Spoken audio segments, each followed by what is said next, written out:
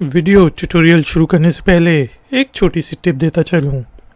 अगर आप यूट्यूबर हैं और वीडियोस बनाते हैं तो वीडियो शुरू करने से पहले थोड़ा सा डांस कर लें, two two two two two two two two two two two two. तो जैसे ही आप वीडियो शुरू करेंगे तो वीडियो में आएगी एक्साइटमेंट।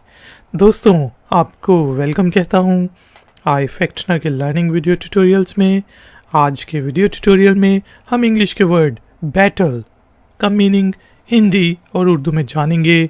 वर्ड बैटल को यूज़ करते हुए इंग्लिश में कुछ सेंटेंसेस बनाएंगे और फिर उनकी ट्रांसलेशन करेंगे हिंदी और उर्दू में।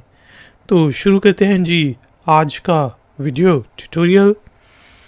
वर्ड है जी बैटल, BATTLE बैटल। बैटल जंग को कहते हैं।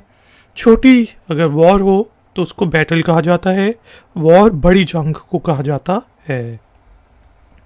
यहाँ पे हमने एग्जाम्पल सेंटेंस बनाया, हु वन दैट बैटल, कि वो जंग कौन जीता था। Who one that battle. दोस्तों, वीडियो को लाइक ज़रूर कर दें और शेयर भी ज़रूर करें और चैनल को सब्सक्राइब ज़रूर कर लें। मिलेंगे एक और नए ट्यूटोरियल में। Until then, take care, keep learning, keep enjoying. Good day. Do do do do do do do do do do do do do do do do.